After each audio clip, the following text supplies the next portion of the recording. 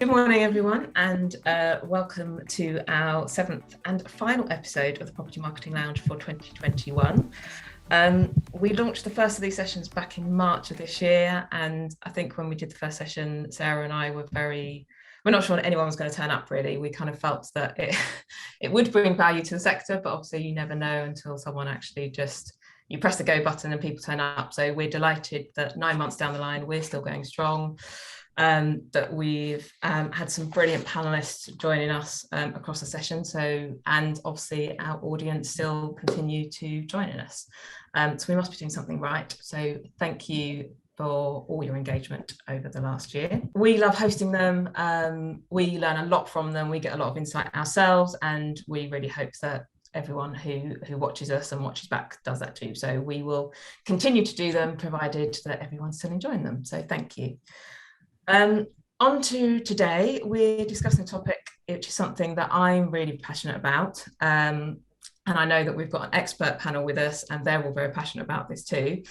And it's kind of how to build mutually beneficial partnerships with universities. If you work in student accommodation, whether you're a university partner, whether you have a nominations agreement or are seeking a nominations agreement, or whether you just want to provide the best possible service to your customers, having a great relationship with a university is really valuable and really powerful. And we have got a brilliant panel to discuss that with today and to find out how best to approach this and to get the best out from everyone in that partnership. So first off, let's introduce all of our guests. So Kate, would you like to introduce yourself?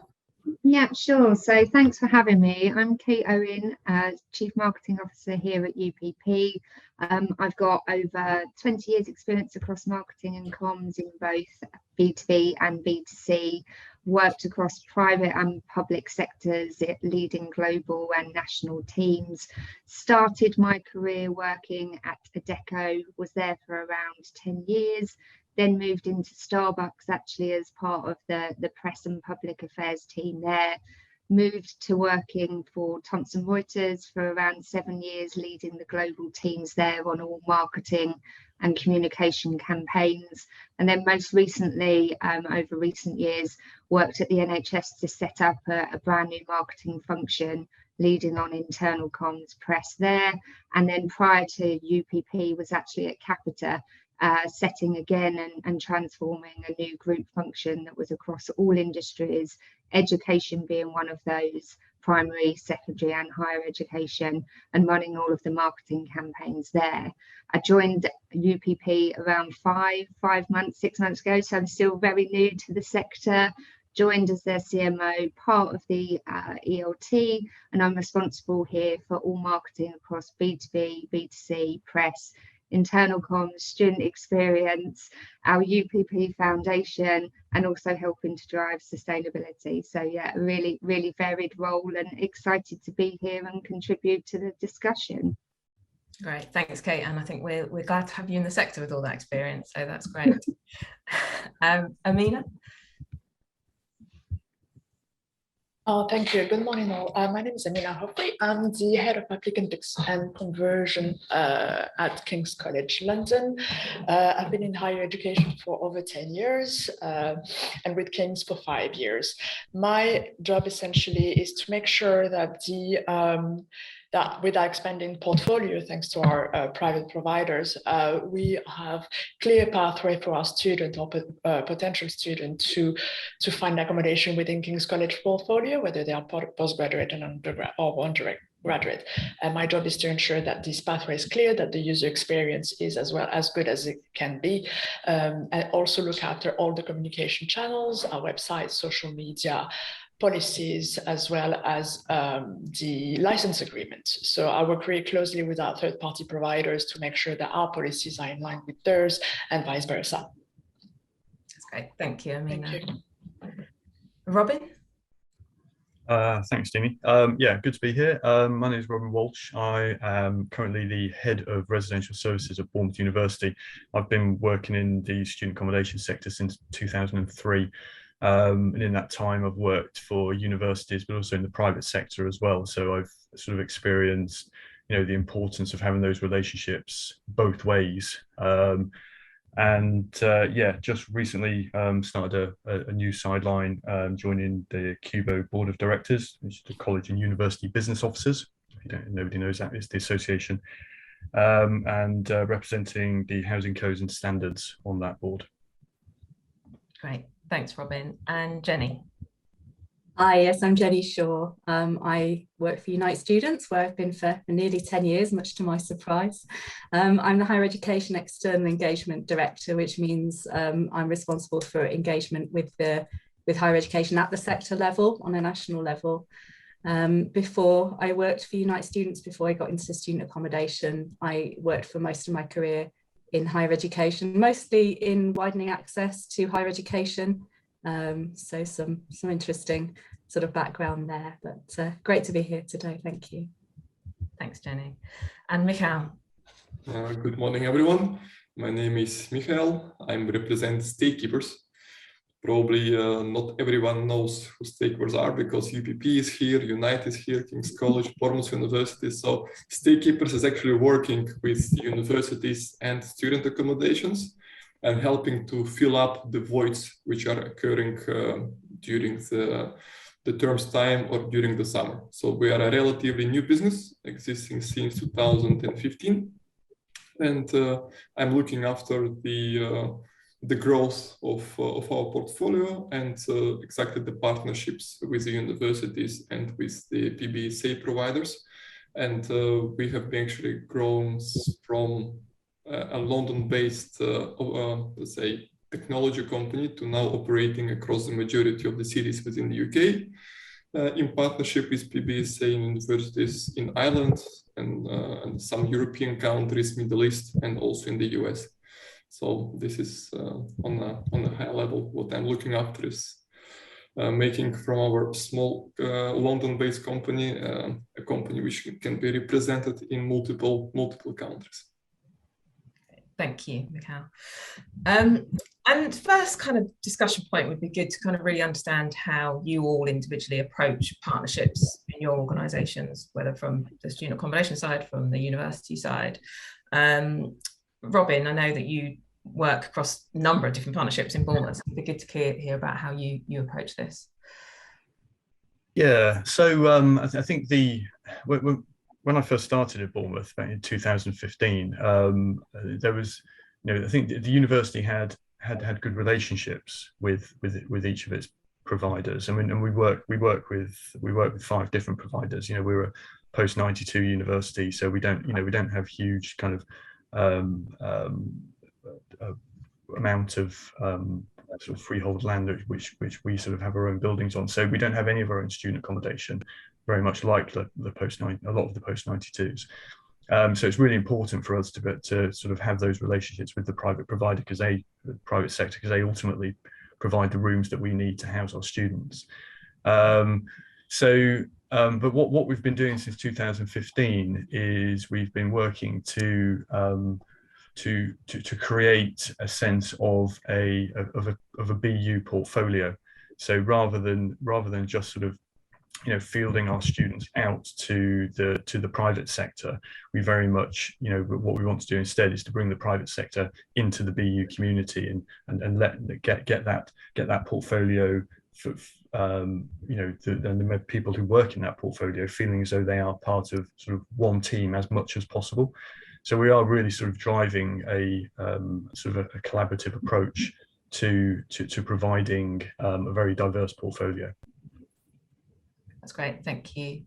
And Kate, I know that obviously UPP is very much kind of a university partnership organisation, so it'd be interesting to see kind of how it's handled at UPP. Yeah, obviously being new to UPP, but so we've got a long-term model typically with 40 to 50 year relationships, and so for us partnership is probably the lens through which we view all of our activities. So I think for us it's and obviously being new into the company and new into the sector, I think it's about really establishing those relationships at multiple levels across each of those universities.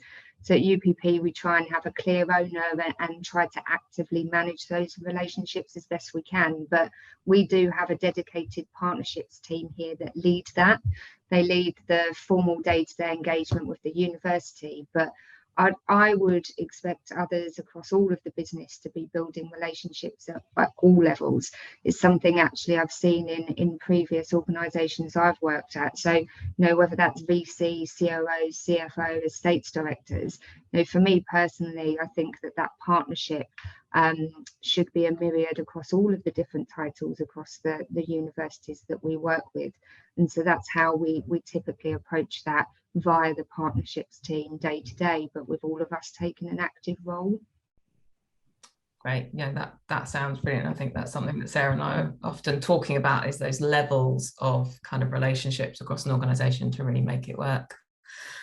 Jenny, I was just going to say on that, it really varies, doesn't it? Because we always typically kind of go, it's C-suite or it's VC, and then everyone at the kind of lower levels is forgotten about, but they are huge contributors to the day-to-day operations. Absolutely, and they're the ones that are experience the customer experience, which is obviously the most important thing at the end of the day in terms of business objectives. So, Jenny, how does it work with Unite? Yeah, I think similar to Kate, it does work at many levels. I would say it's probably quite fundamental to our DNA as an organisation, actually, to be a good partner. So, there is that common focus on the student and the student experience. So there's that sort of common purpose. But yeah, it's got to work at every level on the ground. It's, up to vice chancellors, and quite a lot of focus as well through my role on the sector as a whole. So what insight, what good practice can we bring based on our size and scale? What can we put back into the sector that will help everyone and ultimately will help students as well? Yeah, no, that's great, thank you. And Amina, you from a university perspective, I think, is it, the sector should never think that how one university operates is how another university operates. So, what would you say about how you work at King's College? And I agree with what Kate and Jenny were saying. It's important that we build relationship at every level. For us, it's important that when the student walk into a private provider's accommodation, such as Unite, where they have the bright and very vibrant Unite branding, that they understand that although they're in a Unite property, they are KCL students, and they will be experiencing Unite through the KCL brand. So it's very important that we show our students and through their experience that we work very closely with our partners, and that we are, they are there to support us, provide the best student experience. Yeah, and I think that's a really important topic, actually, is that often these kind of relationships and partnerships are done at a very, very senior level. And a lot of these discussions happen at that senior level, but are we filtering them through? And it has to trickle down to that individual who's traveled from across the world, maybe expecting to walk into a KCL branded building because they didn't, their English is not perfect, didn't necessarily understand the T's and C's of the 26-page contract we sent them. So it's very important that they see there is a good working relationship. It's definitely a partnership, a long-term partnership that we've built with our partners in the private sector.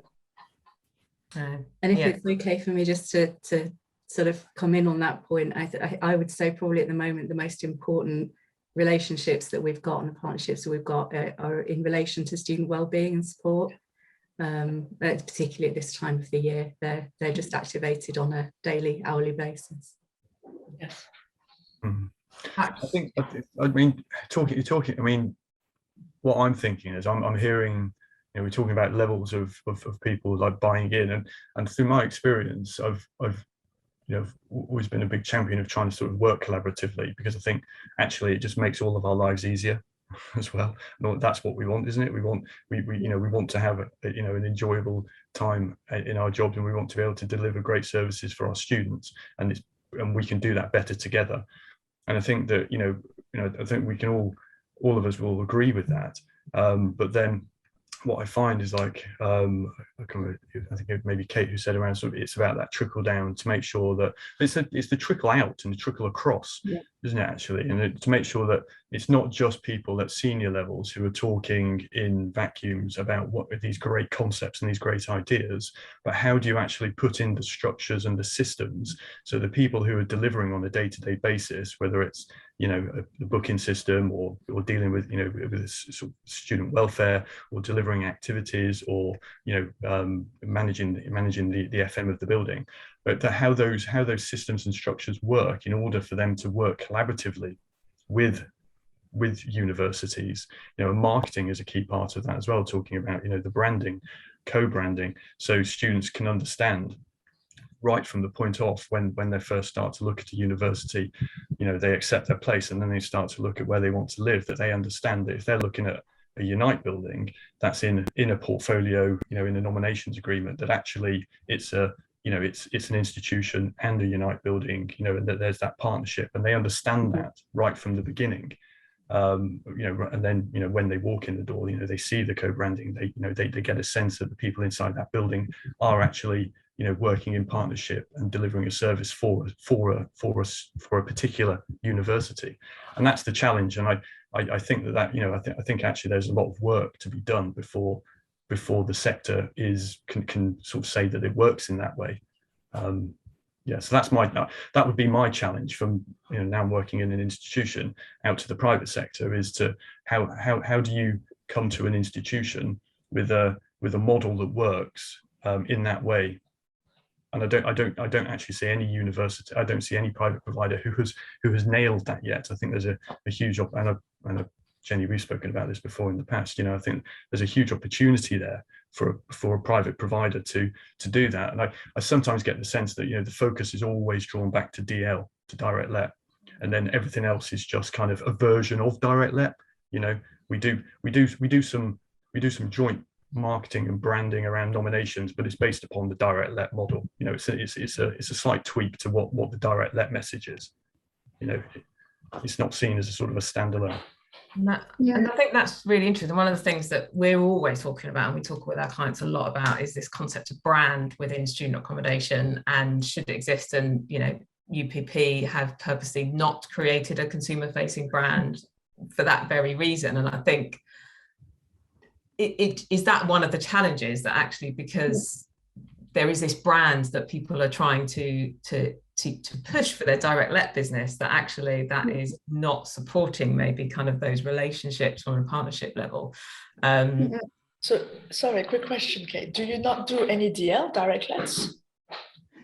So no. So UPP, it's a different business model, right? So I suppose it probably has that built-in advantage because it's been offering that full service of design, build, fund, operate for more than 20 years. And so with our model and the style of partnerships, we tend to sit below the brand of the university, which means in most instances, the students most often don't know the accommodation is being operated by UPP, but to Robin's point, instead do see that as the institution directly. From a brand and marketing perspective, though, I do think that the student accommodation market is becoming far more competitive, though, and so I think it's increasingly likely that students they do their research on multiple sites, don't they, rather than making university accommodation necessarily their first port of call. So I think, I know we were going to come on to it a bit later, but that's where I think account-based marketing brand really comes into it, and how do you partner with your universities on a marketing perspective so that you're raising brand awareness for the institution, but as UPP, we're delivering the excellent service that ultimately is going to give higher CSAT scores, which in turn then makes your partnership stronger. So it's a bit of a blend across both. Although we sit below the brand, how do we work together to increase that and provide the right exposure? And Jenny, obviously you've got a number of different models at Unite. Kind of how do you do have a strong nominations program, you do have strong university partnerships, so obviously you've got this kind of hybrid, so interested to kind of see how you kind of approach this topic. Yeah, it's an interesting one, which we're constantly wrestling with, to be honest, because nominations is just over half of our beds, and consistently so.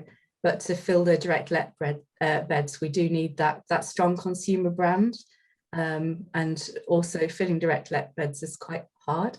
So it's a competitive market, so that does tend to get a lot of focus. But one of the things that we're looking at the moment is really how do we give that, what is our brand for our university partners, and how do we give that really good value, that seamless service? How do we do it at scale is always a challenge as well, because we've got maybe 60 university partners all working slightly differently. So how do we create systems and processes that will, work on a national level but can be tailored to each of our university partners? And Robin and Amina really keen to talk to you about that, probably outside of this, because it's quite a live conversation. And I think that is at the end of the day, we're all here to please the end user customer, because the end user customer is our business, and that's what drives everything around the business going forward. So, I know in the roles that I've worked in, I've always tried to push to understand, to make that seamless experience, that there isn't that pushing of, well, don't speak to us, speak to the university, or don't speak to us, speak to that. Actually, that is irrelevant to the customer.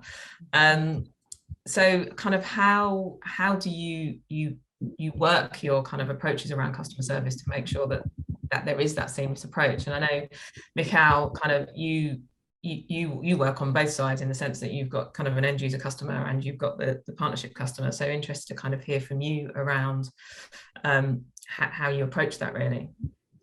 We have actually two teams. So the easiest way to do that is to do it with to segregate the teams.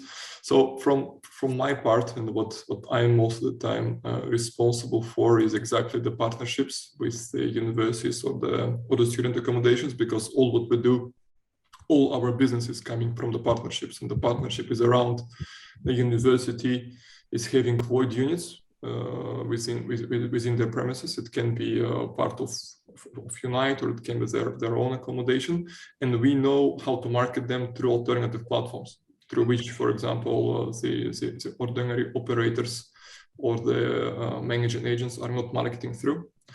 And then we are able to basically leverage on additional channels to fill up those voids, and to leverage on different types of the end customers. We call them guests, because we usually are concentrating on guests who are staying with us for a month, 2 months, 3 months, rather than for, let's say, 44 weeks or 52 weeks.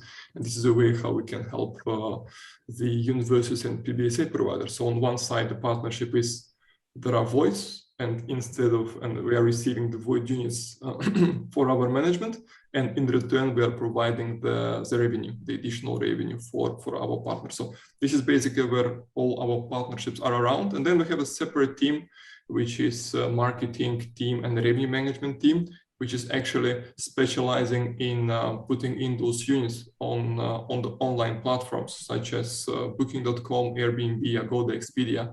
So all the short stay platforms which you know and which you probably don't know, because there are quite a lot nowadays. And we are usually not using the branding of our partners. So most of the time we are marketing it from our own name, from our branding perspective, in order not to harm or to affect in any way what the property manager or what the operator, the landlord is actually doing, how they are marketing. So, but in general, yeah, we are dealing with 2 types of clients, but we have 2 different teams who are dealing with that in general. Great, thanks, Michail. And sort of how do what's your experience of kind of managing those end user expectations and all those different partners in that mix? How do you go about making sure that, if there's a delays or there's an issue in a product, that actually that there is that seamless approach? Practically, I wouldn't say that there can be a particular delay. So there is, if we can deep dive on a level or 2 levels down, the main work with the universities or with the PBSA providers is whereby we are understanding the nature of the voids which are arising. Is it just during the summer? Is it during the term's time? A building has been delivered later than expected and students couldn't move in. So we have some clients who actually delivered the building around November or December, and then the students will not be able to move in until September. And then from that perspective, we are always doing the client visits in order to meet the team. First, there are online calls, then there are visits to the site in order to understand what product are we dealing with. So we are literally taking part or sometimes entire building for a particular time frame. So we need to understand ins and outs. What is the operational structure of this particular building? What are the working of reception hours? Do we need actually to be present there 24/7, or we can just do it during particular working hours? So what type of service exactly is required? Do we just need to be finding the short-term residents remotely, and then the university will be hosting them themselves, or we need to provide meet and greet and cleaning services? So there is quite big amount of information which need to be captured by us in the partnership creating stage, whereby we're trying to understand the exact situation, how we can be providing the best of our services, so we have a perfect fit between what we actually can do and what is the particular situation in which we are. And this is something what is, you can call it project management, like you said, Dini, but this is something whereby we're trying to capture as much as possible and then work with this information. And this is something what we need to do as soon as possible, because time is of essence here. Because obviously, when we are working during, let's say, half year or 1 year time, or just summer period. So we need in a quite fast way to understand the entire dynamic within the building and what the client wants. So this is that's great. Yeah, and I think that's the point. You really go to understand kind of your customers and what they are. And I guess I'm going to put a question back to kind of Amina or Robin or Kate or Jenny around kind of where do you think universities and student accommodation operators really understand each other? Do you think we've got to the bottom of, you know, what we both really want and we really fully understand it? So it's a really interesting question, because I would have said when I first joined the sector 10 years ago, I would have said really no.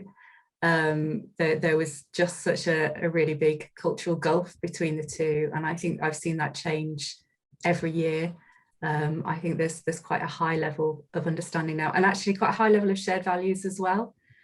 So what I think we're seeing at the moment is quite a race to the top in the PBSA sector in terms of things like student experience in ESG, you know, driven by commercial considerations, but I think also, you know, quite sincerely as well. So that's actually quite a nice thing to see, and I think it has brought the two sectors together, and it's been an interesting perspective having worked in both. When I first joined, they were just gulfs apart, and now there's so much common ground. Yeah.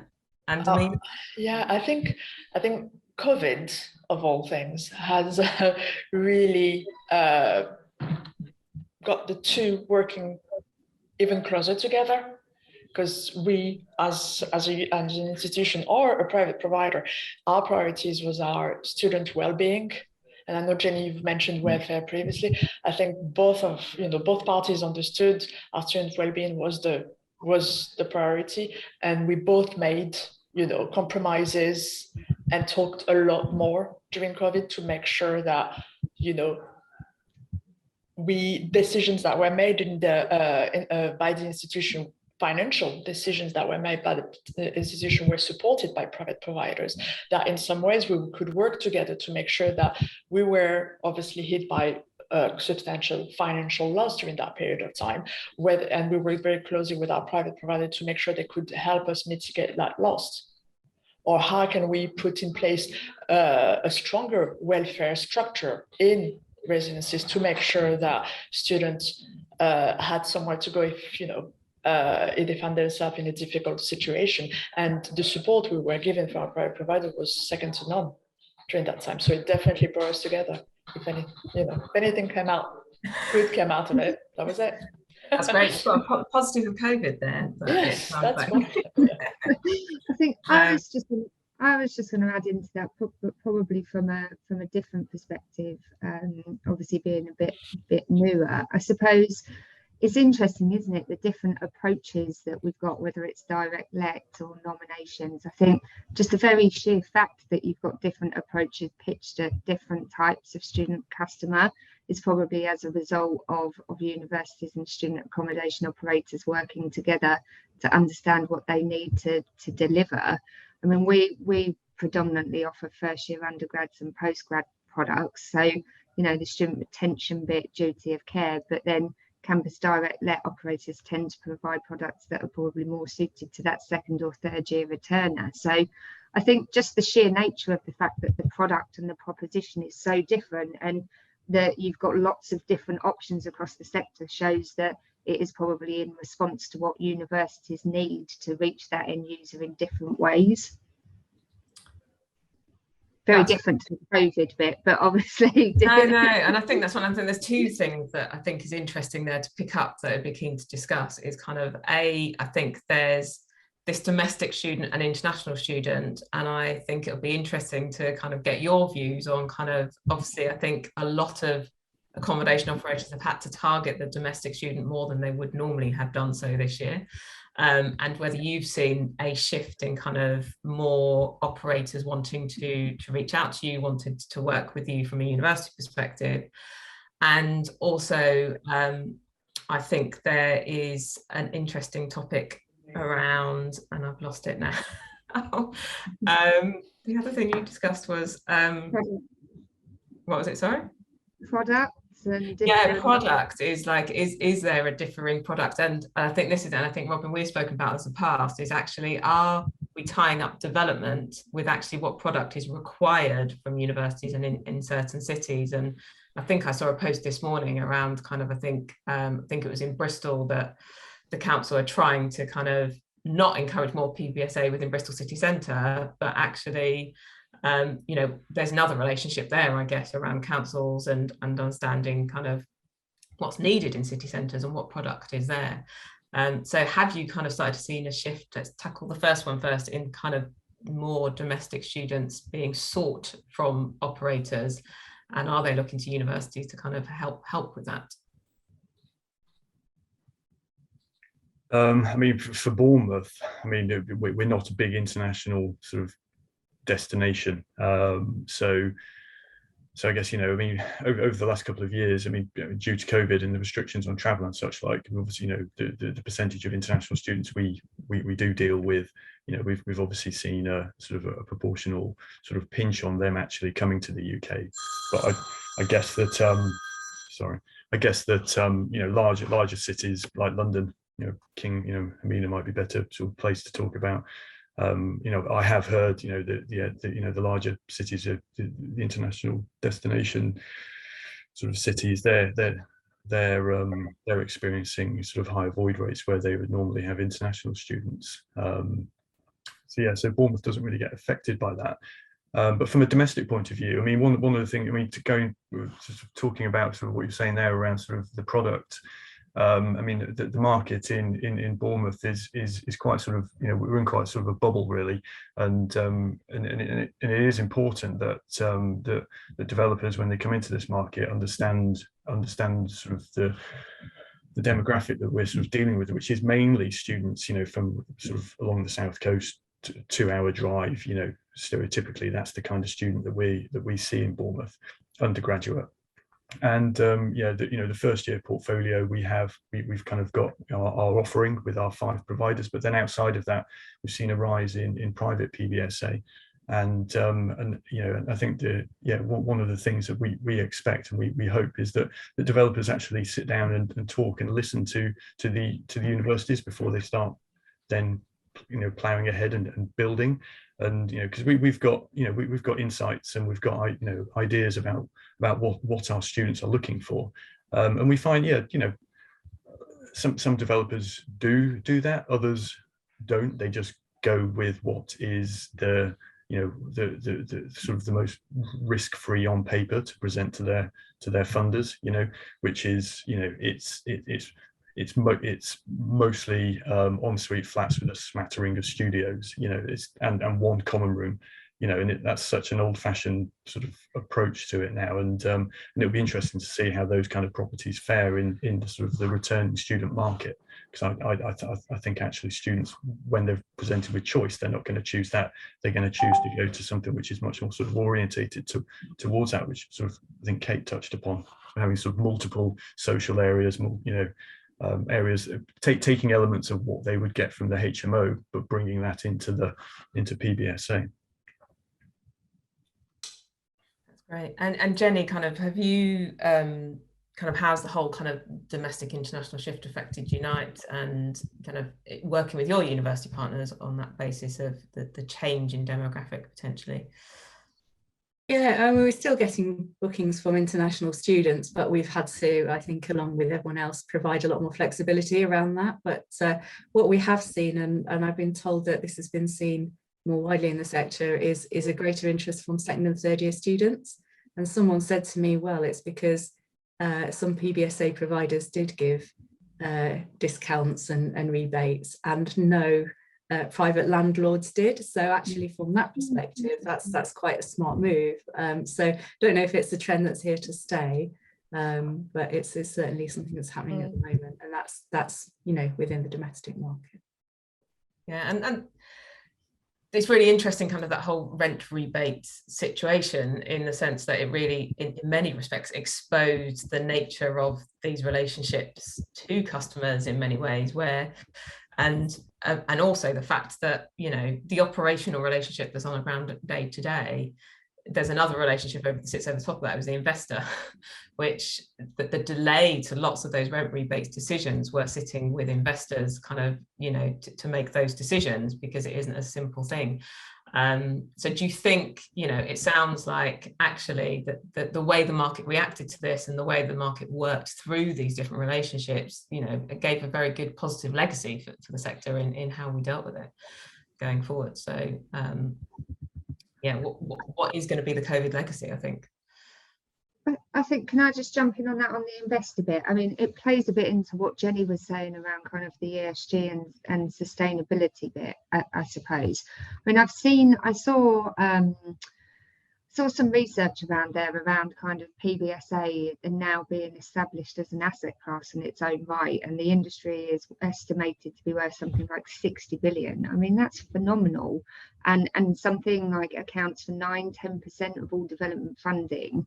I think investors, even post-COVID, I think they're moving into PBSA because of its green credentials, actually, and the read across into these areas of ESG. I know, Jenny, you kind of touched on that, but I think that higher education is still perceived, isn't it, as this social good, and students play their part in, how do they contribute to this this wider knowledge economy, I suppose, that innovation and social mobility. So I think with ESG now quite rightly playing a critical part in kind of investment decisions, I think it's a key component, actually. And I think it's really interesting when you see a lot of the new strategies that are coming out from universities, how that is placed as one of the key drivers for them for the next 5, 10, 20 odd years. So just from an investor perspective, I think it's a very attractive growth market, which is why they're probably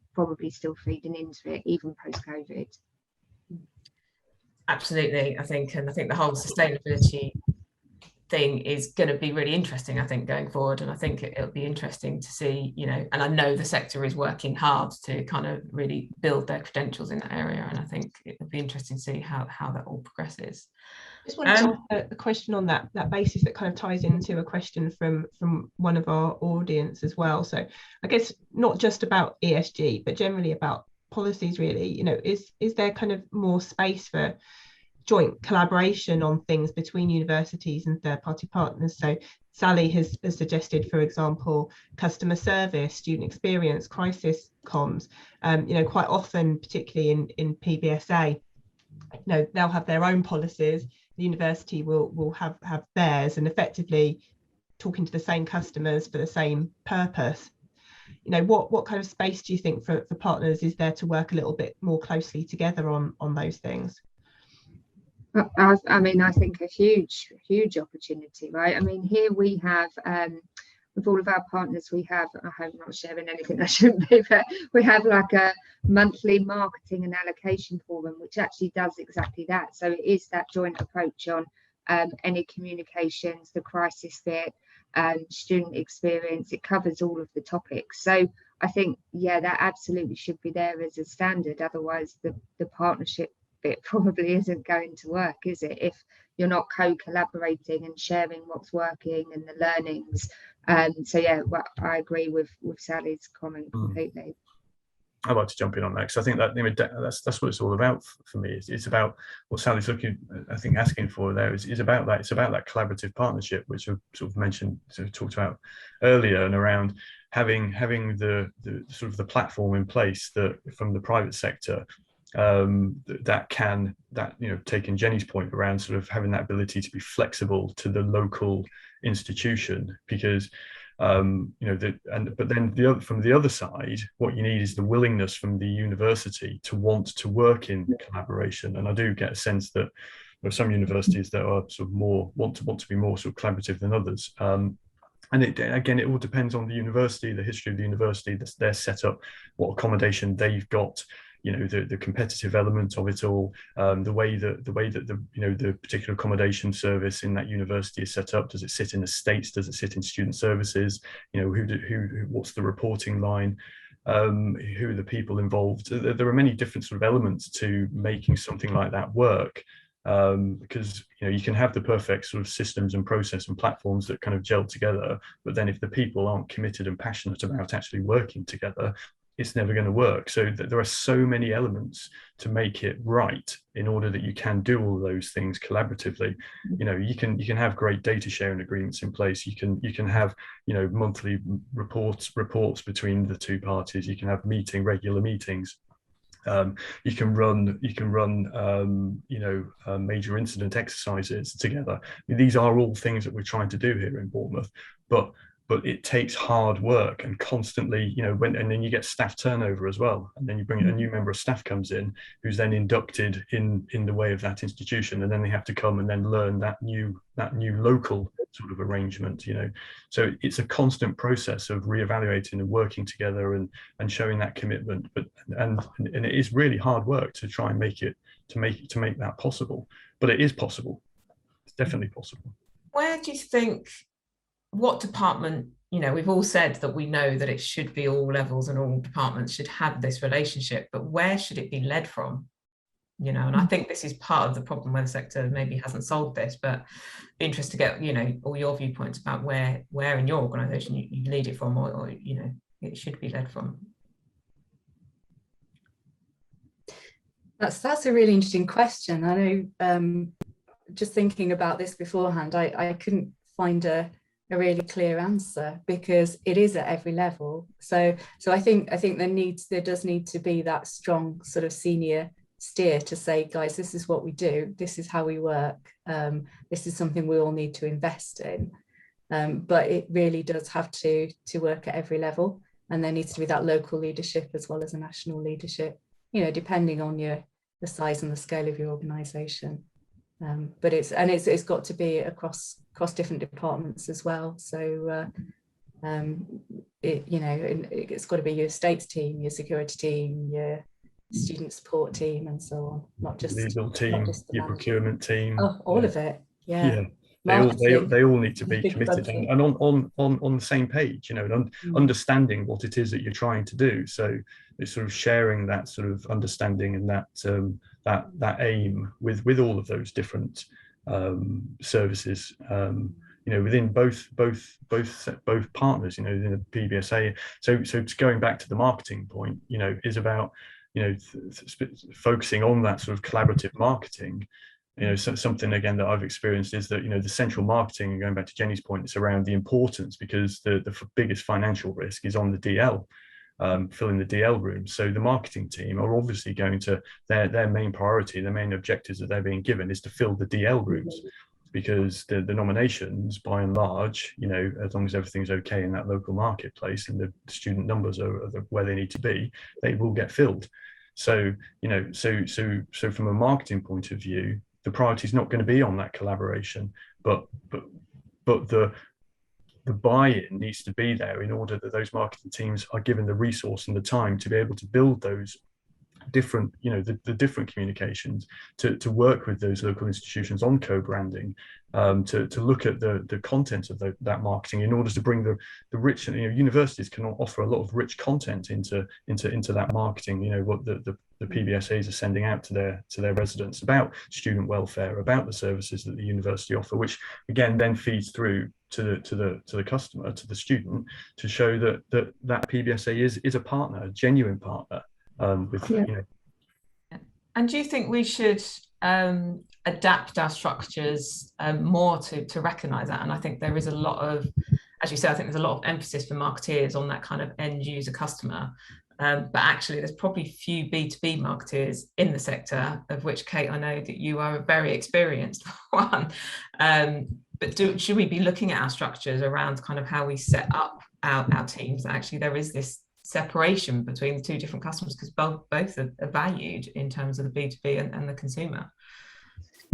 I mean, for me, so I think, look, in the private sector, I don't think they've quite got it right on who owns the partner relationship either, right? It's why you probably see these roles that are called chief growth officer, chief revenue officers, chief customer officers. Even my role as CMO, marketing is one tiny component. So I think that even in private sector, that it's not quite, they've not quite landed on that. I think in terms of the B2B and kind of B2C element, I actually think that given the way in which people buy now, and actually buying journeys becoming so much more complex, I think understanding both B2B and B2C is critical, actually, as a marketeer. I think if you're not learning or sharing what's working well in one area, you're going to lose sight of the end consumer, your student, but you're also going to lose sight of actually supporting your universities with their strategies as well. And so I agree with what you were saying there, Robin, around, marketing departments typically their sole priority and focus being on driving the nomination. But I actually think marketing is a strategic driver and should be helping universities more broadly in co-promoting what they're doing. Like, it shouldn't just be around the accommodation. To your point, like, how are you marketing the accommodation but calling out what the university is doing across student experience or career advancement or sustainability, whatever the topic might be. I think the partnership element there is to help each other on the room element, but also to be supporting you guys as university partners more broadly. And I haven't seen that typically happen a lot across the board, to be honest, to date. No, that's great. Thanks, Kate. Just going back to a question we've had as well, kind of flipping this on its head, really. What place do you think the student or the end user customer has in the feedback and the sort of the development of these partnerships? Because obviously they may not be aware that there's two different kind of stakeholders involved here, and they're just experiencing what they're experiencing.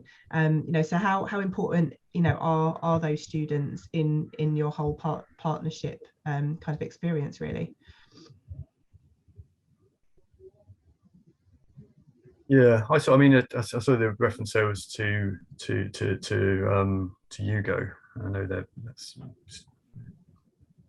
that they're involving a sort of a student council, and it's interesting. I mean, obviously, you don't want to say they're not important, because of course they are, because they're the customer. I'm not sure setting up a student council is the right way to go about it. There are lots of, we've got student unions who are there for exactly that purpose, and again, I think I would prefer a combination of working closely with the student union, having a good relationship with the student union, and bringing them into regularly into the meetings that we have with the accommodation providers, and letting the accommodation providers and the student union sort of have that sort of dialogue about what they think the students are sort of saying, and also as well through a process of gaining feedback from students. And I think that working collaboratively on on sort of surveying, and that can be as simple as just basically sharing survey data with each other. So you could collaborate, you could run a survey together, PBSA and university, or if you're running separate surveys, then you sit down and you share the surveys and you act together on that, because the action isn't always going to be on one party. There's a chance that if you are in a nominations agreement, there's going to be a bit of feedback there that's going to help both parties to develop.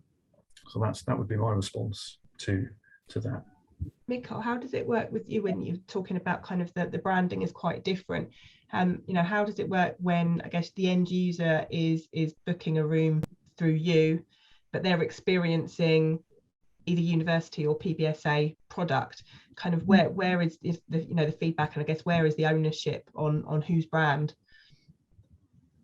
Usually in 99% of the cases, they only see the brand of the client upon their arrival. So when they arrive to, let's say, Unite building, or they arrive to a CRM building or Halls for Student building, they only see it at that particular point, because we are trying not to market it in advance that there is a student accommodation, because practically what we can see is that the student accommodations for this term's time, they're giving more flexible product. They're not giving it so flexible as we do, but they start to, for example, sell the rooms for one semester, for example, in order to fill up in the current circumstances. However, we are going a level beyond that.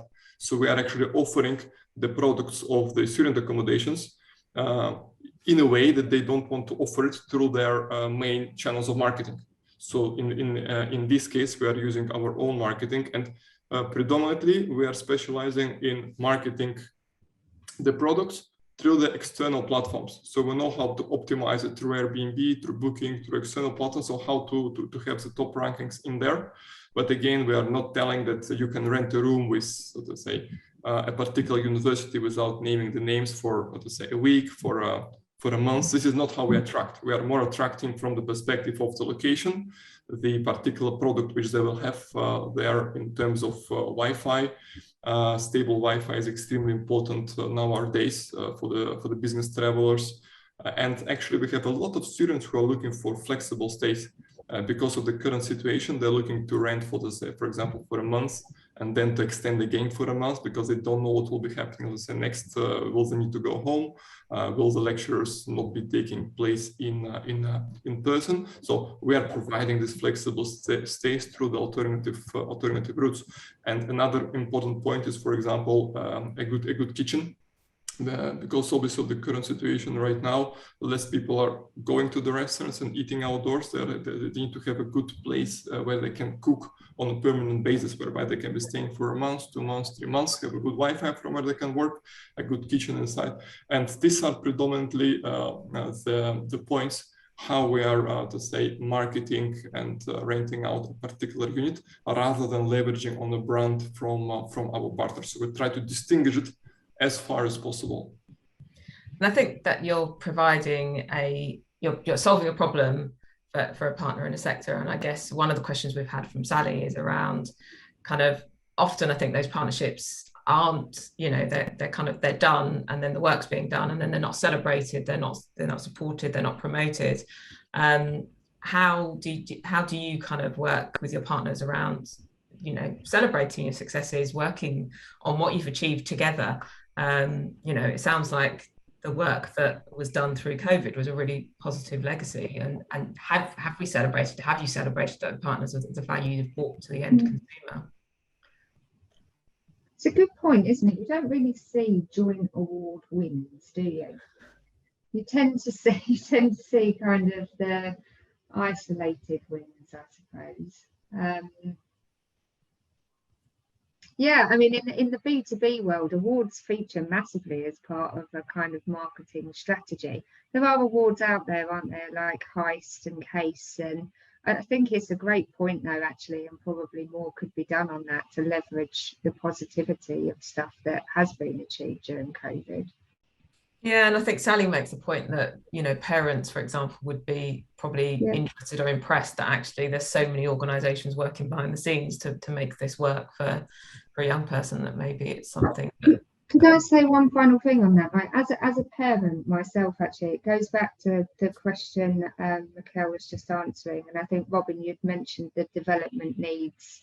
I do find it a bit of a missed opportunity that when it takes as long as it does to develop the buildings as we're designing these new builds, that we're not asking. I've got a 10-year-old daughter, so she's the future student, yet we're not asking them what they want, are we? And we do these surveys and the polls with the students of now.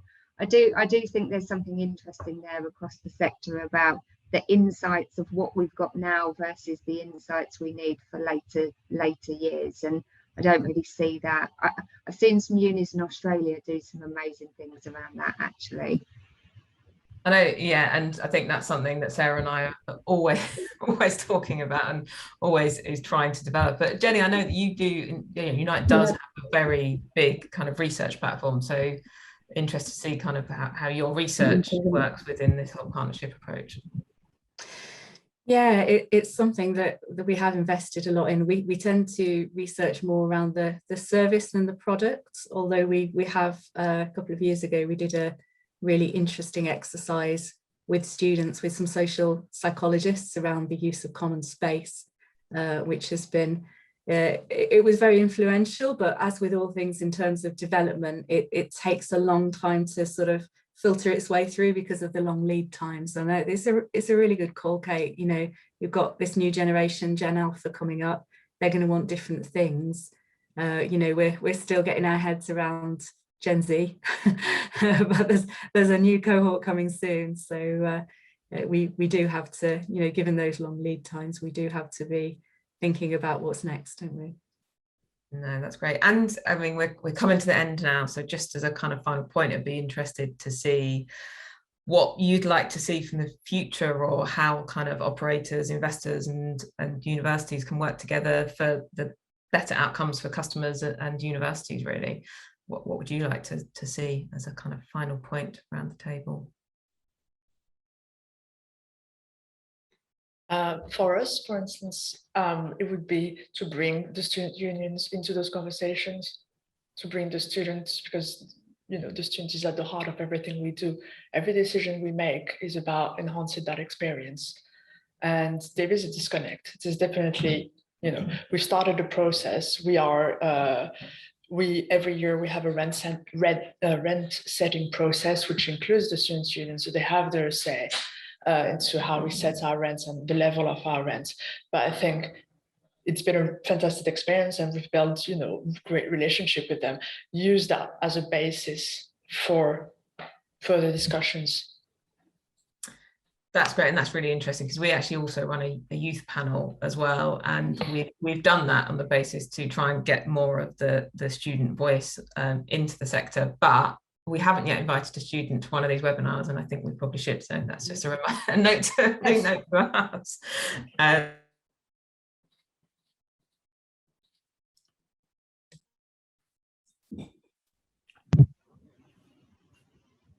sorry. You're frozen for a second, so we didn't hear the end. Oh, sorry, Robin. What would you like to see progress in the future? Sorry. Well, I mean, hopefully, you know, from what I've said, you know, it is around sort of continuing that sort of journey towards building that sort of the opportunity to have a sort of a truly collaborative platform, but also as well, you know, with the positive. I mean, obviously focusing on the positive around providing great sort of seamless sort of welfare support for our students, providing sort of, you know, really clear marketing around sort of the co-branding, which explains what party does what, you know, and just in students having a great experience. You know, you've also got to acknowledge that with that comes the challenges as well. So, you know, you mentioned around sort of the COVID, you know, the impact of COVID and about rent rebates. You've got to remember that not all private providers did or could give rent rebates, actually. And when you're working in, you know, when you're sort of having this sort of collaborative, you know, with one team and, you know, and this seamlessness, all of a sudden when it comes to the pinch, you know, it's the private provider's the one that's on the hook, but the students are coming at the university saying, well, I booked my accommodation through you. Why aren't I getting my rent back when the people next door, they're getting some rent back, you know, and then they don't see the difference at that point because you've worked so hard at making it sort of, you know, seamless. So it's about as well, you've got to work out how you deal with those kind of challenges as well. And I think we're running out of time, but Kate, Jenny, Michail, if you want to add anything, then I'm sure our audience will hang on for a minute or two. If there's anything anyone wants to add. I will let the ladies go first, and then I will add up. Well, I've got a very specific one, and it's something that Robin has mentioned, which is data sharing agreements. It's very boring, but actually if we had consistency of approach and consistency of process across the UK, that would make so much difference to so many students. That's a really interesting point. Yeah, Jenny, thanks for that. Kate, Michail? I just probably 3 were the collaboration, sharing insights and building relationships up to learn from other people, I suppose, on how we do things better and improve things. From my part, I would like to go one level higher and to say that unfortunately in the current circumstances, we have seen that a lot of universities are switching to the remote education, and not all the students are going to be actually staying within the student accommodation and having their student life which they were thinking about. So although it is not really great for our business as StayKeepers when all the buildings will be full, I really hope that as much as that we can go back to the normal as soon as possible, and there will be not so much remote education, and there will be lectures in person whereby most of the students, they can actually be having the education in a way that they were hoping to have it, and to have a real use and to basically interact with as much as possible students in the nice student accommodations which recently has been built. Because even from my time, which is 10-15 years ago, when I was, let's say, graduating, and the difference with student accommodations then and now is actually huge. And I really hope that the investors are going to be progressing and investing more money in creating those spaces which are helping the students to basically have one of the best time of their lives together with the operators who are doing the great job, and together with universities. Because in the end, university is not only an education, but it's also the time which you are having, the interaction, the experiences which you are having, and the friendship which you're actually building. And we are actually all creating those experiences, and we create the possibility for the students to have such experiences, friendships, and this is happening in the great student accommodations, PBSA, which has been built, and the university accommodation as well. So this is what I hope for, that this will be the future for us and for the students and for our children. And I think that's a really good, nice point to end on, Michail, that actually we're all doing it to create a great experience for students, for them to have a great future. So that's why the partnership's important. So thank you everyone. Well, that was a great discussion and a really good way to end our series for 2021 on. Thank you so much to our panel, Kate, Amina, Robin, Jenny and Michail. And thank you to everybody who took part, listened, and we had some great questions. We might come back to some of the questions on social media as well, because we didn't get round to answering all of them, and they were all worthy of a mention. We're working hard on our series for 2022 at the moment, so if any of you have any feedback, ideas, topics, ideas for panelists, or indeed interest from sponsors, then please get in touch. And finally, we wish you the best for the rest of 2021. Thanks everyone. Thank you. Thank you very much. Bye. All the best. Have a good day.